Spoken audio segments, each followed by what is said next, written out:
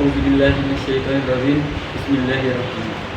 Assalamualaikum warahmatullahi wabarakatuh. Alhamdulillahirabbil alamin. Wassalatu wassalam ala asyrafil anbiya'i wal mursalin. Sayyidina Muhammadin wa ala alihi washabihi ajmain. Amma ba'd. Asyhadu an la ilaha illallah wahdahu la syarikalah wa asyhadu anna Muhammadan abduhu wa rasuluh. Wa qala Allah ta'ala fi kitabihil karim. A'udzu billahi minasyaitonir rajim. Bismillahirrahmanirrahim. Ya ayyuhalladzina amanu kutiba alaikumus shiyam kama kutiba alal ladzina min qablikum la'allakum tattaqun. Pertama-tama marilah kita bersyukur kepada Allah Subhanahu wa taala atas limpah nikmat, berupa nikmat kesehatan, nikmat kesempatan, serta nikmat iman, sehingga kita bisa bertemu kembali. Salam dan salawat kita aturkan kepada Nabi besar Muhammad sallallahu alaihi wasallam, Nabi yang telah membawa kita dari alam kegelapan menuju alam yang terang benderang seperti saat ini. Dengan kata lain, minadzul matikan. Berdirinya saya di sini akan membawakan sebuah kultum singkat yang berjudul pentingnya meyakini qada dan qadar sebagai rukun. Sebelum manusia lahir, Allah Subhanahu wa taala telah memberikan ketetapan-ketetapan pada setiap manusia, baik itu berupa usia, rezeki, umur, ataupun kesengsaraan atau bahagianya.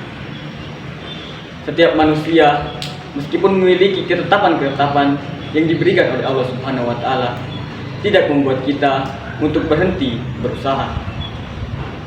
Alkisah, ada seorang musafir yang sedang berjalan di gurun pasir. Ia sangat kehausan karena mulai dari pagi ia belum makan. Dan pada hari tersebut matahari sangatlah panas. Ia jalan terpuntang-panting dan tanpa sengaja ia menginjak bebatuan, lalu ia jatuh ke dalam jurang. Di bawah jurang ia berteriak meminta pertolongan. Namun setelah sekian lama ia meminta pertolongan, namun tak ada satupun orang yang datang untuk menolongnya. Sang musafir tersebut pun menyerah untuk berteriak.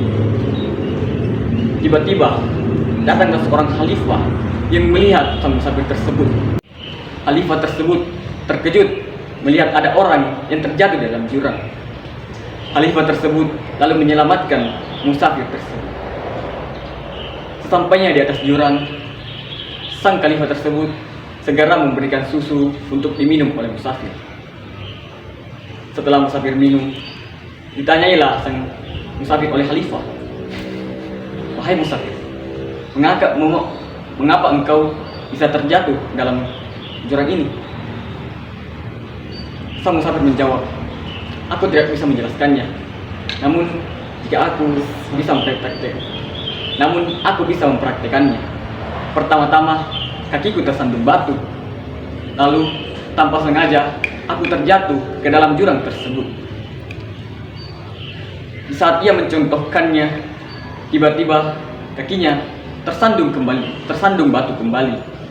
Lalu ia terjatuh ke dalam jurang. Namun sayangnya nyawanya tidak dapat diselamatkan. Kepalanya terhantuk batu dan ia meninggal di dalam jurang tersebut." Dari kisah tersebut dapat kita petik pelajaran bahwa segala sesuatu yang kita rencanakan ke depannya, kita tidak akan tahu bagaimana jadinya. Jika kita memiliki rencana yang baik, mungkin Allah Subhanahu wa taala memiliki rencana yang jauh lebih baik. Dalam Al-Quran surat Qamar ayat 3 yang berbunyi, A'udzu billahi minasyaitonir rajim. Bismillahirrahmanirrahim. Wa kazzabu wattaba'u ahwa'akum wa kullu nafsin mustaqim. Mereka mendustakan Nabi Muhammad SAW. Lalu mereka mengikuti hawa nafsunya, padahal tiap-tiap urusan telah ada ketetapannya. Berbeda dengan qadar. Qadar adalah perwujudan dari ketetapan dari Allah Subhanahu wa Ta'ala yang bisa kita sebut sebagai takdir. Takdir tersebut memang telah diberikan oleh Allah Subhanahu wa Ta'ala, tapi kita sebagai manusia wajib untuk memperjuangkan takdir tersebut. Jika seseorang pengangguran ingin menjadi seorang pengusaha, maka pengangguran tersebut berusaha dan terus berusaha dan menekuni bidangnya sehingga ia bisa menjadi seorang pengusaha. Dan jika seseorang yang ingin menjadi dokter, ia terus belajar dan terus belajar, berkuliah dan menjadi spesialis, akhirnya ia menjadi dokter. Semua itu bisa tercapai jika manusia ingin berusaha. Jadi, kita sebagai umat muslim hendaklah beriman kepada qada dan qadar. Semoga kita yang beriman kepada qada dan qadar dijauhkan dari siksaan api neraka, dan kita yang beriman kepada qada dan qadar bisa mendapatkan hikmah yang banyak dari beriman kepada qada dan qadar. Mungkin itulah tausiah singkat yang dapat saya sampaikan. Semoga apa yang saya sampaikan pada hari ini bisa bermanfaat bagi kita semua.